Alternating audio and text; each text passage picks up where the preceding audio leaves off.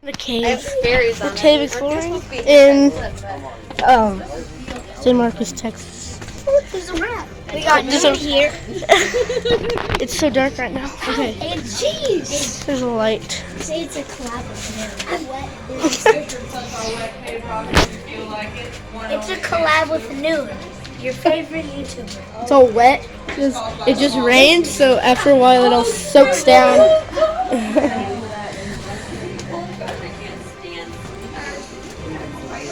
Yeah, the ground's soaking wet. It's like you're stepping in puddles. Now we look like we're in a cave. Now we look like we're in a cave. Guys, if you like my channel, unsubscribe.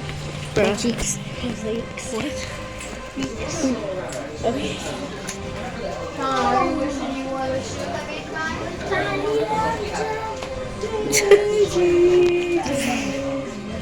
They don't get copyright. There's a whole video. Give me why do you keep singing the song?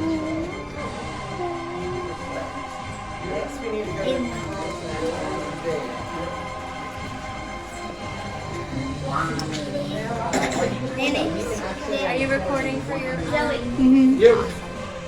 Bonnie. Shine. Are you getting wet over there? I did. Looks like we got everybody back there, right? Yeah, we're good. We're here. All right. Well, welcome all. We're good. To the grand hallway. This is our biggest room in the cave. Quite grand, if you ask me. Aptly named the grand hallway.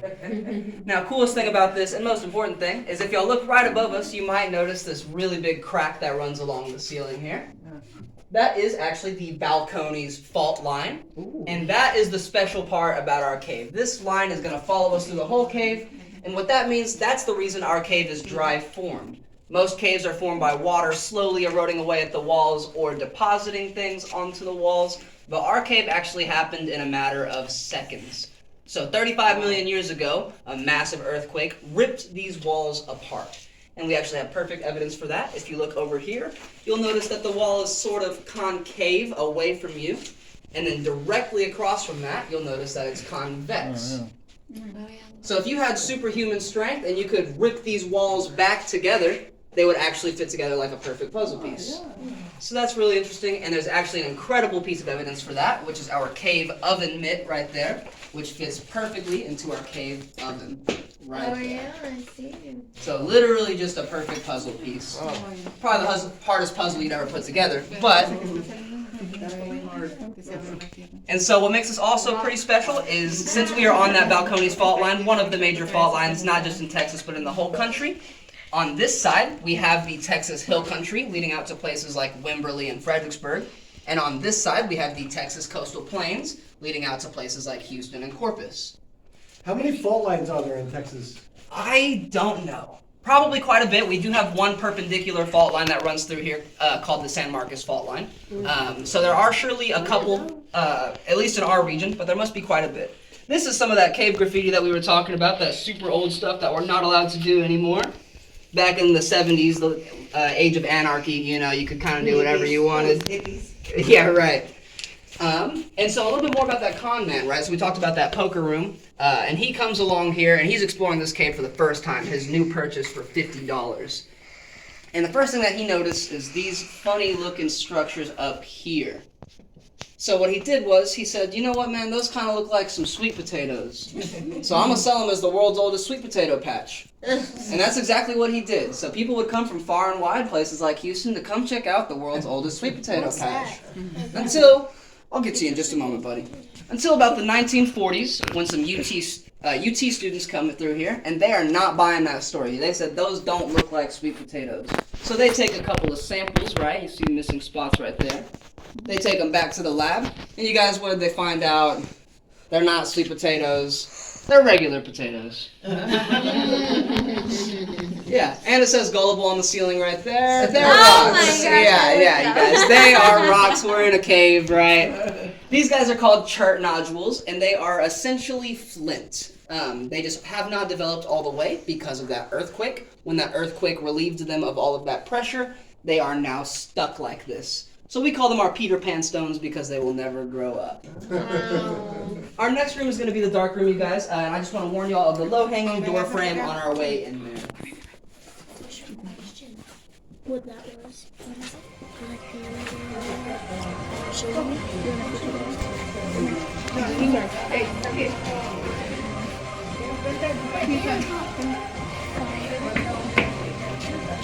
And we're going to set fire. And we're going to set fire. It's a fire? Cool. Yeah. Alright, this is sick. Look at that. Yeah, we're kind of getting into our more well-ventilated part.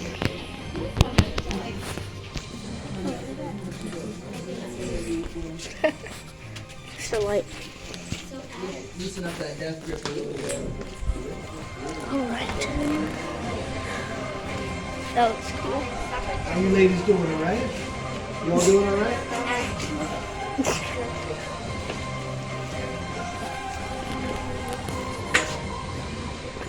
And look, mine's not white. Used to be pink.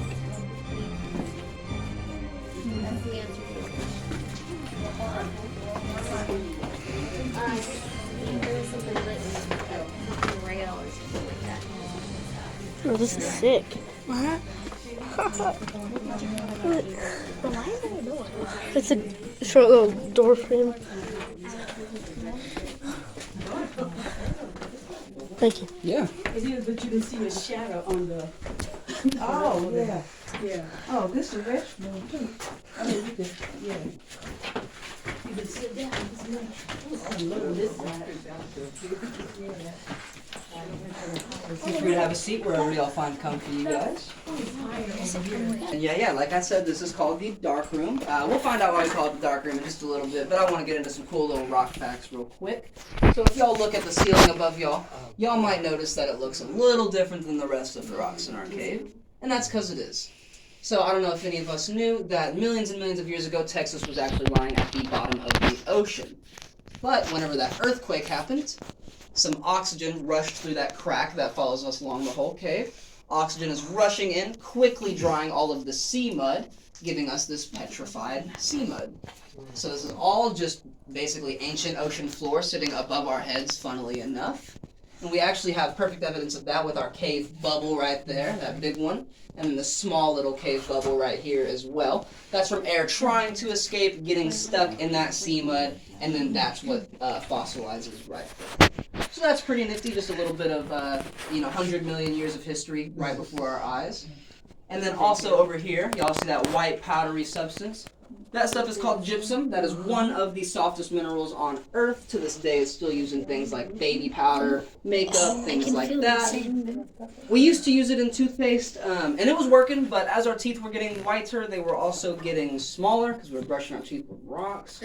So we don't do that anymore here in the States, but over in Europe, they still put that stuff in toothpaste, so if you ever go traveling, probably bring your own toothpaste. Might not be a bad idea.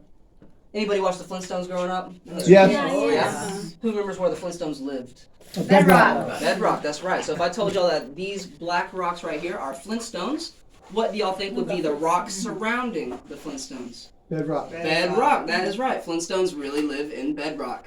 They were trying to teach you something. And then also we have our pretty nifty little cave peanut butter and jelly sandwich right there. Really beautiful evidence. And yeah, that piece just fell off right there. That one was also holding up the entire cave. We just got lucky.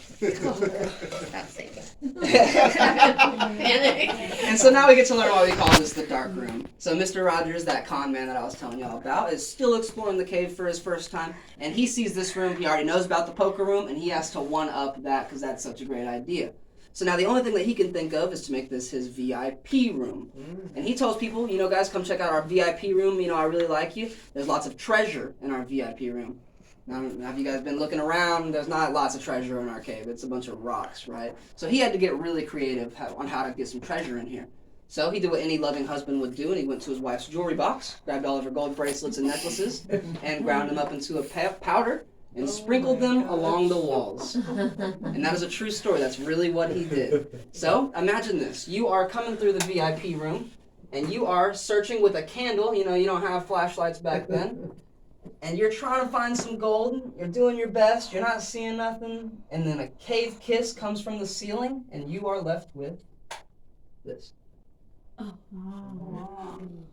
Now, aside from a couple faint glows of some phones, Whoa. we would be in absolute darkness. Do you guys want to try and help me provide that illusion really quick with phones Yes. being turned Turn off? that phone off. Turn Turn off that your phone off. phone. Can we lock all phone screens, pretty please? There we are. I can't see anything. I can't see Hold your hand in front of your face. I dare you to try and find your hand. When was the last time you didn't see anything? When I close my eyes, it looks the same. Exactly. Correct.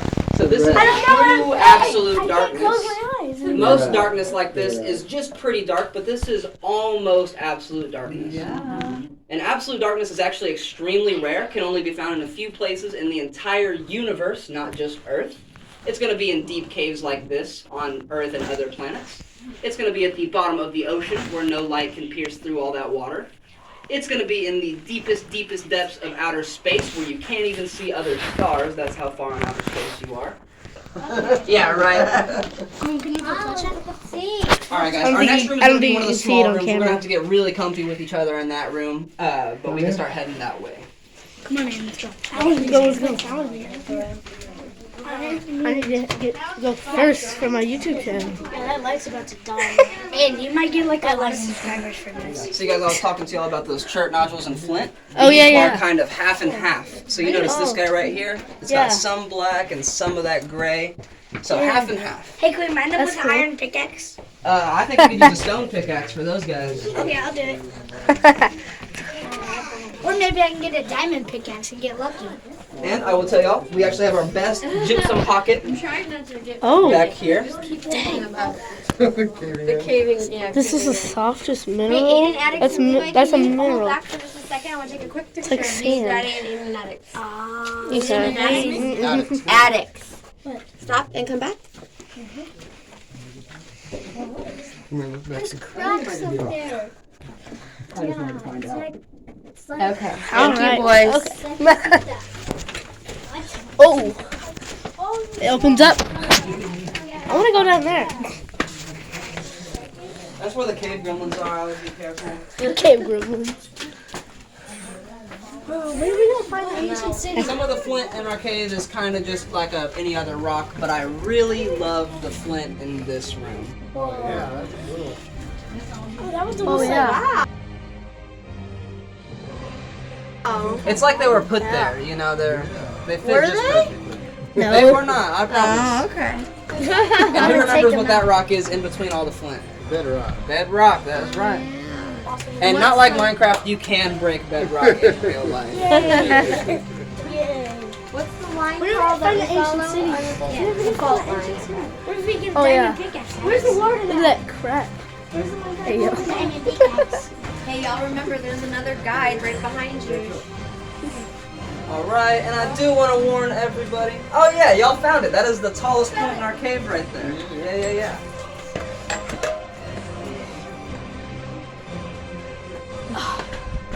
That's cool. As you walk through here, guys, watch out for our choke stones. I think we can figure out why they're called the choke stones. Don't stick your neck in there unless you're into that sort of thing.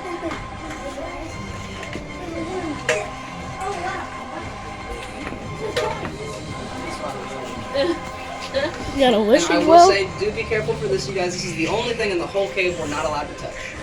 Okay. Super rusty metal spindle, so whenever they would get their water from their well, you know how they used to have buckets on the wells? They would crank that thing up to pull their I bucket. thought it was. Yeah. I know, like the flimsy one, yeah. Like There's water mommy. down there. We gotta wait down here, you guys. We'll get there. There's water and coins. One of y'all are gonna fall. There's coins and water down there. I wish there was a lava We pool. might have to squeeze a little bit more this Yeah, way, you sorry. guys. No worries, thank you. We don't have any lava in our cave. It's not an active volcano. I see Yeah. coins that do make us stay There is a nether portal actually down here. Yeah, so we can open up the nether. Bro, I wanna go back there. Look at that. Hey, you guys see those scratches right there on the side? Those are from the last kids that fell. Yeah, they were trying to like But save there's themselves. spiders right there. These cobwebs. Yeah, right where you're sitting. Yeah, so be careful. Yeah. Are we mostly squeezed in here? Last one? Did you like save or something? Well, you know, you win some, you lose some. No, I'm just kidding. All right, guys, welcome to the well room. I don't want us to feel cramped for too long in here, so I'm gonna try and make this quick. But so that where I told you all that they drilled that drill bit in our parking lot. If we can all see in this corner of our well right here, I'm gonna shine a reflection. Oh, there we go. Do y'all see that hole in the reflection right there? Yeah. That is the drill bit. Okay. And so that's a pretty spicy piece of information right there because this is the reason that I love it. If he had drilled 5 feet further that way, it would have had plenty of rock to drill through and it would have never broke off. The Beavers family would have found their water and they would have no reason to explore our cave and we would not be here today. All they had to do is drill 5 feet further that way. So, since their drill bit broke off, we got super, super lucky and that's the reason we get to experience this today. They didn't get lucky though. They didn't get very lucky. Yeah. They didn't get very lucky. That is our metal spindle right here, right above the well. That's what they would use to grab their water every day. And then they would send their children down here to collect their water. So if you look above you, you'll notice all of these black spots on the ceiling. Those are the soot marks from all of their candles and lanterns. So that smoke is rising up, getting absorbed into those rocks, and that's why we don't allow tobacco use down in our cave. Because those rocks don't forget ever. They're just like elephants. One last thing. So we are at the deepest point of our cave right here, 100 feet below the surface of the earth. And below this false bottom that we put in, this well actually goes 100 feet further down to the Edwards Aquifer. The Edwards Aquifer you can picture as basically a massive underground lake about the size of the Great Lakes up in the northern U.S., but just underground. Kind of like cenotes, I'm not familiar. Mexico. Underground in the cave, you can swim in them. Gotcha. So they're probably very similar. Those are probably a bit more... So the aquifer is filled with water and limestone all at once. So that seems like it's probably less on the limestone side, more on the water side. So our aquifer has lots of rocks inside of it, right? But people were coming down here making wishes, tossing their coins down into our well. But that is polluting the water that we all drink from in the surrounding Austin area. Millions of people drink this water. So we put that false bottom in so that way we can protect all of our drinking water. All right, we can get out of this room and do a bit more spacious spot up ahead. Yay! Oh, I want to go back there. It's way smaller on camera, but it's huge. Oh, this is awesome.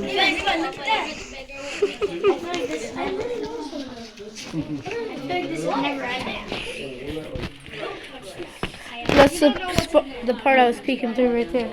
Alright, now I do want to warn everybody about the Rock of Many Names. We call it the Rock of Many Names because when Mom and Dad hit their head on it, they throw their favorite 4-letter word at it. Let's not throw any 4-letter words today, you guys. Oh, that's sick. Yo, look at that up there. Bro, look at that. It's like a ravine. Close together pretty. Yeah, it's like a ravine from Minecraft. Oh my god, where's the lava? Yo, look at that. It looks so dark on camera. Dang it. So y'all saw that big crevice down there that leads this Yeah, way? yeah. So that's actually a 2-mile deep finger cave, which basically just means a subsection of the cave. But it's 2 miles and it actually turns into a crawl. So you're crawling for 2 miles and get this, it's so tight down there that there's not even enough room to turn around while you're crawling. So you have to crawl backwards for 2 miles if you were to crawl down there. Yeah. So that's I don't know if you guys are feeling brave, but I think like 10 hours. I think I'll crawl. yeah, 10 hours if you're lucky. I think I'll crawl about like 5 feet and then go back. Yeah, same. Yeah, same. No, I'll just stick my hand in there and say, you know what? I'm not gonna do this. There you go. Yeah, but No, that's what I call if you're rolling over in your sleep, you're going down there. Ah, I get it. That's actually the funniest joke I've ever made. That is solid. It's a bedrock. Over and over. No worries. That stuff is gorgeous to look at. I'm a big fan of the red lights. It makes up the rest of our cave. That stuff takes about 2 to 3 weeks to filter water from the surface down to the aquifer below. But that stuff is Edwards limestone, and that's really special because it only takes 2 to 3 days to filter water from the surface down to the bottom. And what time is So that's what makes it really special. That's why even whenever Texas is in a serious drought, we get one good rain and we're good because we got our water 2 to 3 days later. So we're really lucky to have that stuff. Also, Edwards limestone, Edwards aquifer, a guy must have been pretty important with all this stuff named after him. We still have that fault line running above our ceiling right here, which leads up to our gorgeous Hope Stones. And we call them Hope Stones because we really hope they don't fall. Especially the big one. It will get your head and shoulders, so watch both. Head and shoulders. They can't even touch it. And our tour is very funny. I know. Yeah. Yeah, this looks like way too small. What if you dropped your phone down there? How sturdy the metal is. Somebody could just fall in that little hole. There you go. Oh, this opens up really big. Your camera's going to want to catch this one. Oh, cool. What is that? That is an ancient oyster, fossilized Oyster? oyster. Oh, Yes, sir. cool. Feel free to give it a touch if you want. He is friendly. And dead. And very dead. Very, very, very, very, very dead. Yeah. Putting my fingers He's better than dead. really feels weird. He's in a better place now. That's a big oyster too, yeah. I'm used to just seeing one like this. This should be poker room. Yeah. No, I changed my mind. This should be more graffiti. If you want to see our fossilized oyster right here, he's really cool. I'll only stay right here for now, but later on, if mom and dad say it's okay, y'all can head up there. Why is there a staircase? Mom, can you go up there? Sir, Later on when he gives you the green light. no, we said graffiti. No, but later on still. Yeah. Yes, sir. Why are the stairs like cracked? So those are super old stairs, and I will tell the full story in just a moment. One fossil, that's why we call it the fossil room, but have we seen the other fossil? Every single one of those squiggles is a fossil. Every one of them. But these aren't quite the fossils that we're used to seeing. We're used to things like dinosaur bones, dinosaur teeth, things like that. This is more of a dinosaur footprint.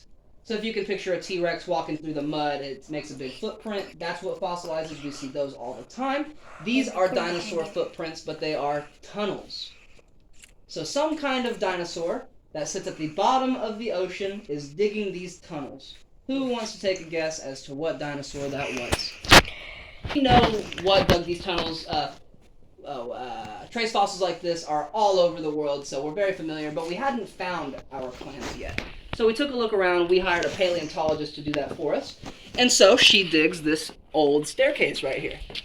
She takes a look up over here, you guys, and what do y'all think she found? Nothing. Nothing. Yeah. She tried, she didn't find nothing. So she takes a look over here, takes a couple of samples out. You guys, what did she find? This one should be easy. Nothing. Nothing. There we go. One last Hail Mary. She's looking over here, and you guys, what did she find? Nothing. Nothing, so we fired her.